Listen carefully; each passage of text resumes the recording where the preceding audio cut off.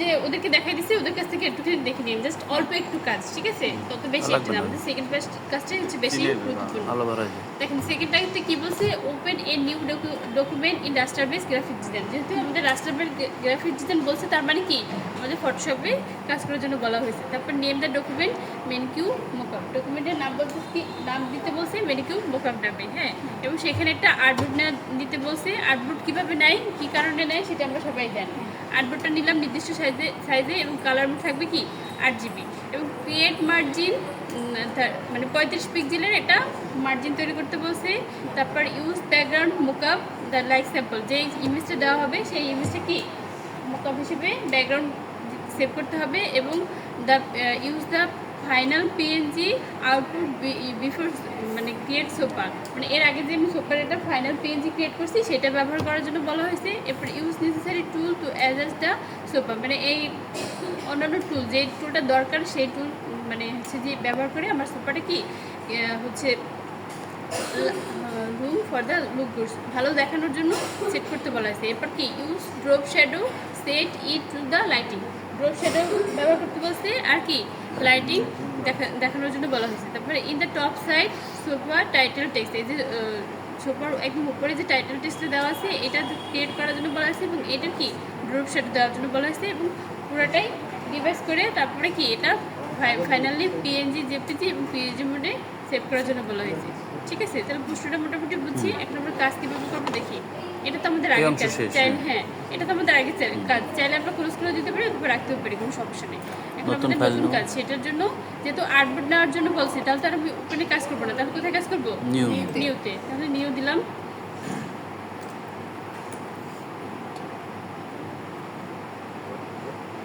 Artboard দিতে বলছি কত পিক্সেল, তাহলে আমি প্রথমে এখানে পিক্সেল সেট করে নিই। এখানে হোয়াইট বলছে 1280, হাইট বলা হয়েছে 800, ঠিক আছে?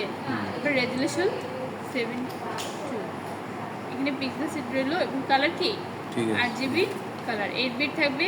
আমরা ব্যাকগ্রাউন্ড হচ্ছে যে চাইলে অন্য কালার নিতে পারি, কিন্তু সাদা নিয়ে কাজ করলে সুবিধা বুঝতে। এতটুকু বুঝতে পারছি?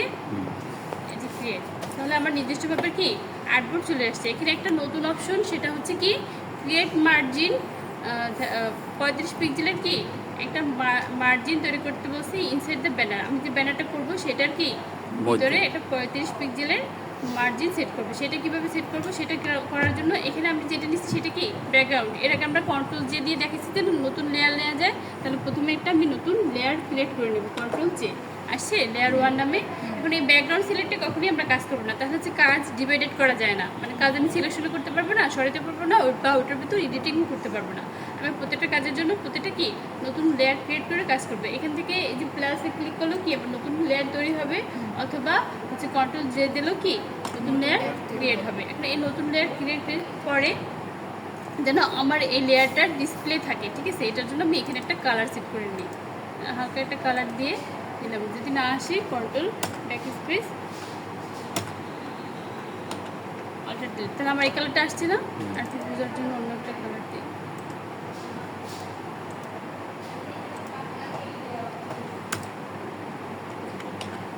আসছে কালারটা জাস্ট এই জন্য দেওয়া যাতে আমার এই লেয়ারটা সিলেক্টেড থাকে, আমি মার্জিনটা ভালোভাবে এখানে আউটপুট দিতে পারি। দেন এই লেয়ার সিলেক্ট থাকা অবস্থায় যে ফাংশন স্টাইলে অ্যাড এ লেয়ার স্টাইল, ঠিক আছে? অ্যাড এ লেয়ার স্টাইলের রাইট অপশন ক্লিক করবো, তাহলে কি বিভিন্ন ধরনের এখানে ফাংশন পাবো। এখানে যেহেতু কী করার জন্য বলা হয়েছে, মার্জিন করার বলা হয়েছে। মার্জিন মানে কি হচ্ছে যে একদম কর্নারে কি বর্ডার, তাহলে এই কর্নার বর্ডারটা আমরা কী নামে চিনি? একটা হচ্ছে স্ট্রোক নামে চিনি। ফিল, ভিতরে যদি কালার করি সেটা কি ফিল, আর বাইরে যেটা করি সেটা কি বর্ডার দিয়ে সেটা কি স্ট্রোক না? তাহলে আমাকে ওখানে মার্জিন বলছে, তাহলে আমি স্ট্রোক নিয়ে কাজ করবো। এই যে স্ট্রোকে ক্লিক করার পর আমার একটা কি সেট করার অপশন আসছে। এখানে জাস্ট আমরা কত পিক্সেল দেওয়ার জন্য বলা হয়েছে, কত বলা হয়েছে? 35, তাহলে হচ্ছে যে 35। এখন এখানে যদি আবার পেজ সেট আপ পিক্সেল না থাকতো, 35 দিলে কিন্তু আবার ঠিকভাবে আসতো না। এর জন্য পেজ সেট আপটা আমরা খেয়াল করবো যে কত পয়েন্টে বা কোন যেমনটা আমাদের কাজ করতে বলছে, ঠিক আছে? 35 পিক্সেল দিলাম। এরপরে এখানে যদি এই যে আমি এখানে দেওয়ার পরে এখানে আউটপুট দেখা যাচ্ছে, যদি একান্তই দেখা না যায় তাহলে এই যে প্রিভিউ ক্লিকটা যদি না থাকে তাহলে কি দেখা যায় না আউটপুট যে আমি কী কাজ করতেছি। সবসময় আমরা যখন লেয়ার প্লেট বা এই কাজ করবো তখন প্রিভিউ যদি সিলেক্ট না থাকে তাহলে প্রিভিউতে সিলেক্ট করে নেবো, তাহলে এখানে আমি কী কাজ করতেছি এখানে সরাসরি আউটপুট দেখা যায়। এটা কোথায় বলছে? ইনসাইড বলছে পজিশন, তাহলে আমার ইনসাইড দেওয়াই আছে। এমন ক্ষেত্রে আউটসাইডও থাকতে পারে অথবা সেন্টারও থাকতে পারে, ঠিক আছে। তো আমাদের যেহেতু ইনসাইড বলা হয়েছে তাহলে আমি ইনসাইডে নিয়ে নিলাম। দেখুন সেন্টার দিলেও আসে, কিন্তু সেন্টার দিলে ভিতর থেকে মাপ ধরে একদম কর্নারে দিয়ে দিচ্ছে, এখানে 35 পেজের কিন্তু ঠিকভাবে আসে নাই, বুঝতে পারছেন? ইনসাইড দিলাম। চাইলে এটার কালারটা যদি আমি একটু হালকা করতে চাই তাহলে এখান থেকে ক্যাপাসিটি কমাই দিলাম বা বাড়াই দিলাম, চাইলে আমি এখান থেকে কালারও দিয়ে দিলাম। এখন এই কালারটা একটা বিষয়, সেটা হচ্ছে আমার ব্যাকগ্রাউন্ডটা কীরকম দেবো সেটার উপর ডিপেন্ড করে আমি মার্জিনের কালারটা করবো, ঠিক আছে, যাতে আমার মার্জিনটা ফুটে ওঠে বা ভালো দেখা যায়। মার্জিন সবসময় ডিপ কালার করবো, ডিপ কালার হচ্ছে যে ভালো প্রেজেন্ট করে বা ভালো শো করে, ঠিক আছে।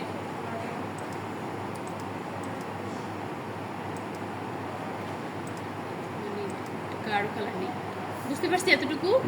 কোনো কোশ্চেন আছে? আর এখানে যদি মার্জিনের কোনো কালার মেনশন করা থাকতো তাহলে আমরা এখান থেকে কি কালার কোডটা বসাই দিতাম, ঠিক আছে। আমাদের কালার কোড মেনশন করা নাই, অতএব দরকার নেই, আমরা একটা পছন্দ অনুযায়ী কালার দিলাম। আমরা যদি কালার মেনশন করা থাকতো তাহলে শুধু এখানে কালার কোডটা বসাই দিলে আমাদের হয়ে যেত। এতটুকু বুঝতে পারছি? এতটুকু প্রশ্ন আছে কারো? প্রশ্ন আছে এই যে বারডা যেটা এটা আবার আনবো। এই যে ফাংশন যে লেয়ার স্টাইল থেকে এখানে রাইট অপশন ক্লিক, এই যে স্টক এখানে সিলেক্ট আছে, এই জন্য স্টক দেখাই যাচ্ছে, ঠিক করে দেখা যাচ্ছে। এখানে স্টক করলে আমার এই স্টকের প্লেটটা চলে আসবে, তারপরে এখানে আমাদের যা কাজ সেটা করতে হবে, ঠিক আছে।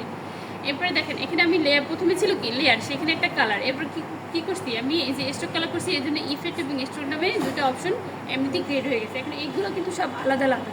এখানে রাইট অপশন ক্লিক করে যখন আমি একটা লেয়ার কাজ করবো, বিভিন্ন ফাংশনের কাজ করবো, দেখবেন এখানে হিডেন আরও কিছু লেয়ার তৈরি হয়েছে। এখন আমি যদি অন্য একটা কাজ করতে যাই তাহলে এগুলো আলাদা আলাদা থাকে, একসাথে সিলেকশনও করা যায় না, একসাথে মোটিভও করা যায় না। তখন কী করবো, এই যেই সিলেক্ট লেয়ারে আমরা অনেকগুলো কাজ করছি সেই লেয়ারের কাজগুলো একটা লেয়ারে সিলেক্ট করে দেবো, ক্রিয়েট লেয়ার এখানে দেবো, তাহলে আমার ওই সব কাজগুলো কি এই একটা লেয়ারে পরিণত হয়েছে। এখন আমার এর পরবর্তী কাজটা করতে সুবিধা হবে, ঠিক আছে।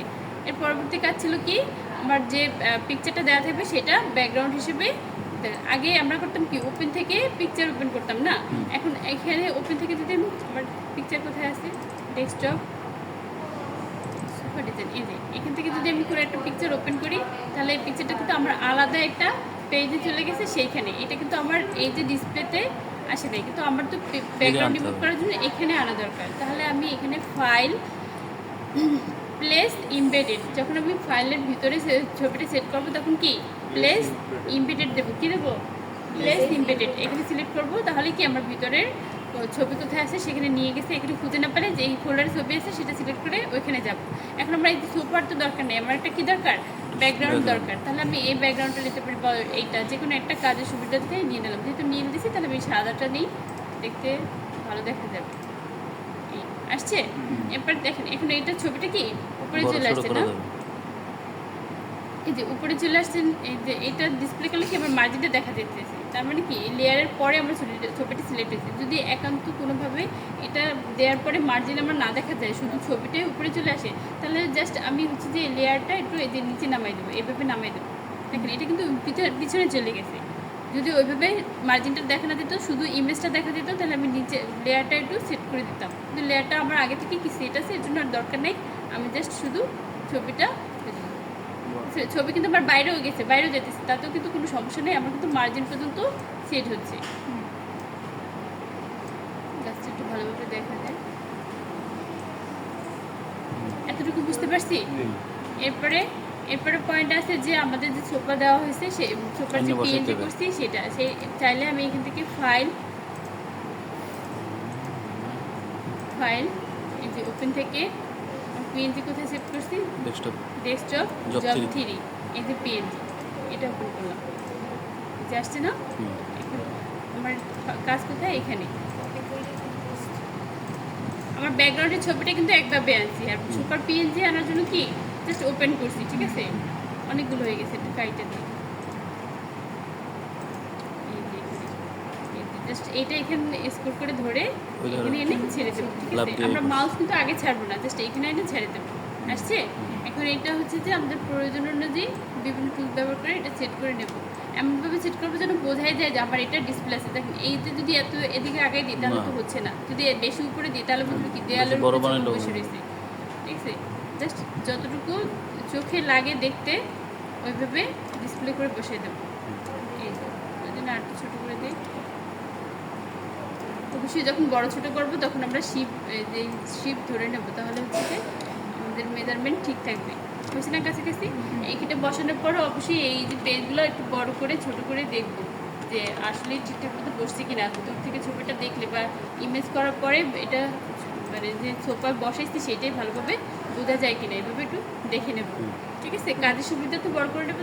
যখন ডিসপ্লে দেখবো তখন হচ্ছে যে এটা একটু দূরের দিকে তাকাই, তারপর হচ্ছে যে দেখবো যে ডিসপ্লে ইমেজ যদি ক্রিয়েট করি তারপরে হচ্ছে যে কেমন দেখা যায়। এখন মোটামুটি কাছাকাছি আসছে যে হ্যাঁ আমার রুমের মধ্যে এই সোফাটা আছে। বুঝতে পারছি? ঠিক আছে। ক্লাস করতে করতে ঘুমে ধরে গেছি, এখন অবস্থা। ক্লোজ করুন। ম্যাডাম এরপরে ছিল হচ্ছে যে use necessary tools super look good. বিভিন্ন টুলস ব্যবহার করে যদি এটা আমার একটু দূরে সরানো লাগতো, একটু মানে হচ্ছে সুন্দর রোটেট করা করা লাগতো লাগতো বা ই যেটাতে। করা লাগতো, সেটা আমরা টুলস অনুযায়ী করে নিতাম। যেহেতু আমার ছোপটা সোজাই আছে, পিছনে ব্যাকগ্রাউন্ড সোজা আছে, তাহলে এটা রোটেট করার দরকার নেই, সোজাই পড়বে। যদি প্রয়োজন লাগতো তাহলে বসে নিতাম। এরপরে use drop shadow set the lighting.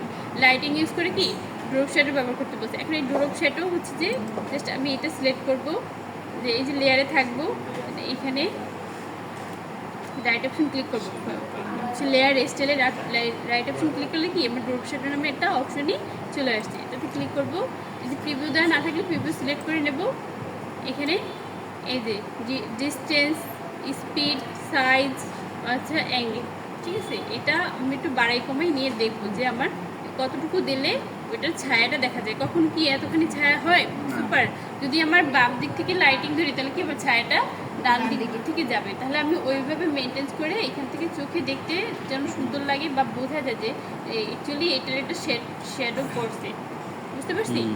তারপরে এটা হচ্ছে যে আর কতটুকু দূরে যাবে, গাঢ় হবে কতটুকু, এটা বুঝে শুনে দেবো। যদি অ্যাঙ্গেলের প্রয়োজন পড়ে তাহলে এখান থেকে দেবো। এই যে যদি আমার লাইটিংটা এদিকে থাকে তাহলে কি ছায়াটা এদিকে আর একটু লাইটটা এই পাশে। হ্যাঁ, আবার যদি এই পাশে থাকে তাহলে আমি এটা একটু এদিকে ঘুরে নেবো, তাহলে আমরা ওই পাশে শ্যাডোটা চলে যাবে। এটুকু বুঝতে পারছি?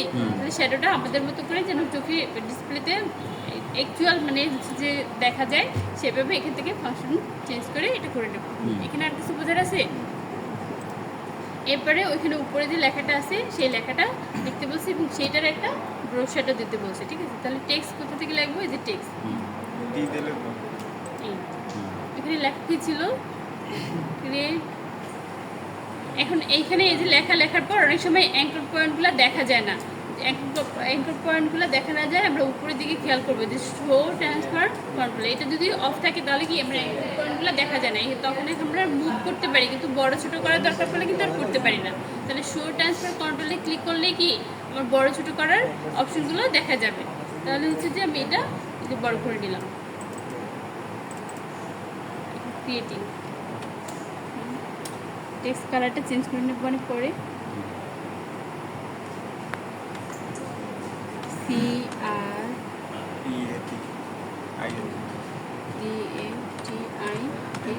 ক্রিয়েটিং, তারপর নিউ প্লেস আপনারা লিখে নিন। ঠিক আছে, আলাদা ওই একসাথে লিখবেন না, তাহলে কিন্তু এখানে কিন্তু দুইটা আলাদা আলাদা ফন্ট, এখানে কিন্তু দুইটা ফন্ট একই রকম মানে একই সাইজের দিছে, কিন্তু ক্রিয়েটিং লেখাটা অল্প একটুকু আর নিউ প্লেসের লেখাটা কিন্তু বেশি। আমি যদি একই লাইনে এখানে ডিসপ্লে এটা দিয়ে লিখি তাহলে কিন্তু আমার নিউ প্লেসটা লেখা অনেক বড় থাকবে, মানে ওদিকে চলে যাবে, দুইটা আলাদা আলাদা যাবে না। এই জন্য আলাদা আলাদা করে লেখাগুলো নেব। ঠিক আছে,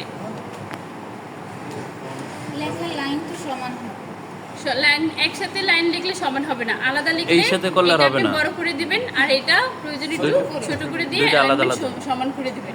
ঠিক আছে, এরপরে এখানে যদি কালার দেওয়ার এই সিলেক্ট করে যদি আমার ফন্ট চেঞ্জ করার দরকার পড়ে তাহলে আমি ফন্ট চেঞ্জ করে নিলাম। কালার দেওয়ার পরে কালার দেওয়ার লাগলে কালার দিয়ে নিলাম। ঠিক আছে, এই কাজ করার পরে ওকে দিলাম, আমার এই লেখাটা ঠিক হয়ে গেল। ঠিক আছে, এরপরে কি বলছে এটা শ্যাডো, এটা কালারটা চেঞ্জ করে নিই, ওইটাও সাদা ওইটাও সাদা, বোঝা যায় না।